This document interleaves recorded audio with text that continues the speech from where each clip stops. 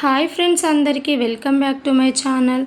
ఈరోజు మన వీడియో వచ్చేసి అయితే దాబా స్టైల్లో పన్నీర్ గ్రేవీ కర్రీ ఏ విధంగా ప్రిపేర్ చేసుకోవాలో ఈ వీడియోలో నేను క్లియర్గా చూపిస్తాను. వీడియో అనేది ఫస్ట్ టు ఎండ్ స్కిప్ చేయకుండా చూడండి. అలాగే ఎవరైనా ఫస్ట్ టైం మా వీడియోని చూస్తున్నట్టయితే ప్లీజ్ మా ఛానల్ని అయితే సబ్స్క్రైబ్ చేసుకోండి. రెస్టారెంట్ స్టైల్లో పన్నీర్ గ్రేవీ కర్రీ ఇంట్లోనే చాలా సింపుల్గా ప్రిపేర్ చేసుకోవచ్చండి.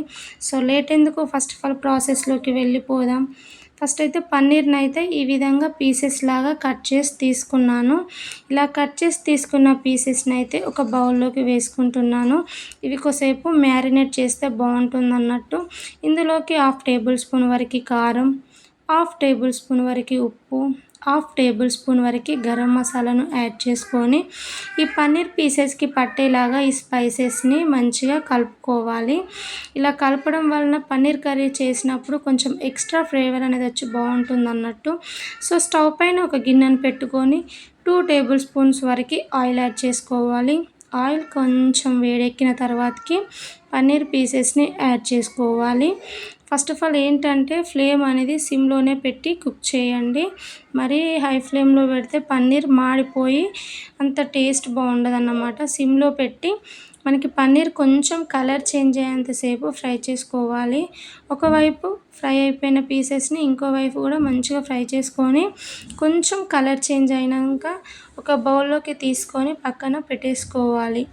నెక్స్ట్ అదే కడాయిలోకి ఇంకొక 3-4 టేబుల్ స్పూన్ల వరకు ఆయిల్ అనేది యాడ్ చేసుకొని ఇక్కడ నేను 2 పెద్ద సైజు ఆనియన్స్ అయితే కట్ చేసి తీసుకున్నాను.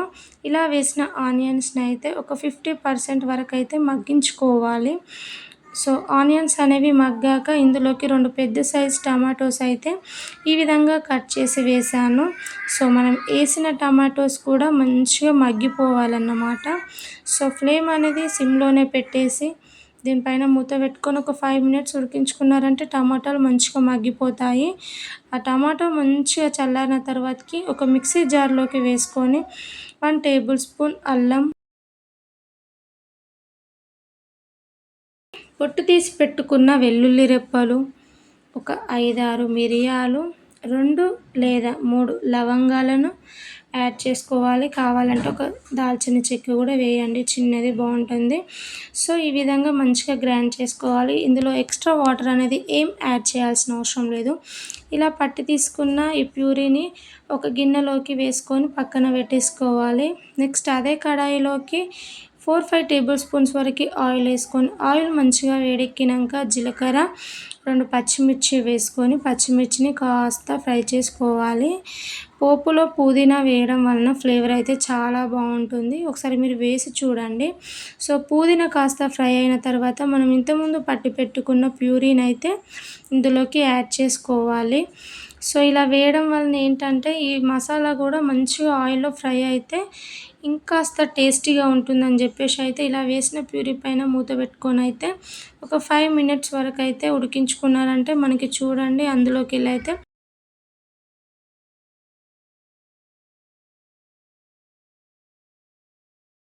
సో ఈ విధంగా అయిన తర్వాతకి ఇందులోకి 1 టేబుల్ స్పూన్ వరకు కారం యాడ్ చేస్తున్నా.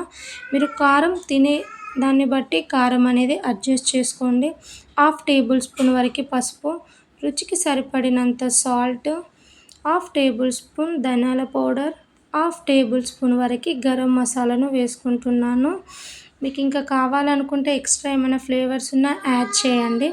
ఇలా వేసిన మసాలాను ఒక 2 మినిట్స్ పాటు మంచిగా గ్రేవీలో ఫ్రై చేసుకోవాలి.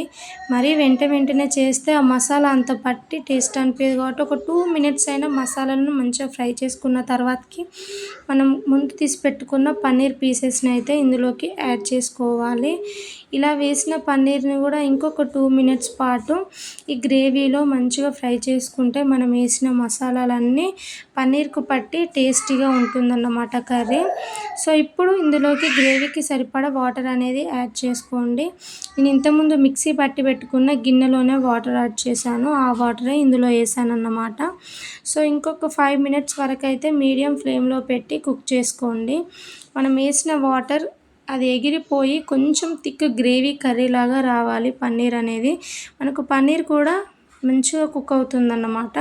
సో 5 మినిట్స్ తర్వాతకైతే నాకు ఈ కన్సిస్టెన్సీలోనైతే గ్రేవీ సరిపోద్దనిపించింది. నీట్‌గా సన్నగా కట్ చేసి పెట్టుకున్న కొత్తిమీర తరుగును వేసుకొని ఇంకొక 2 మినిట్స్ పాటు ఉడికించుకుంటున్నారంటే పన్నీర్ గ్రేవీ కర్రీ అయితే ఆల్మోస్ట్ అయిపోయినట్టే. చూడండి ఎంత బాగా ఉందో కర్రీ, చూస్తేనే నాకైతే నోరూరిపోతుంది. సో ఈ విధంగా మీరు ట్రై చేసి ఉన్నారా? ట్రై చేస్తే ఖచ్చితంగా కామెంట్ చేయండి. ఒకవేళ ఈ విధంగా ట్రై చేయకుంటే ఖచ్చితంగా ట్రై చేయండి.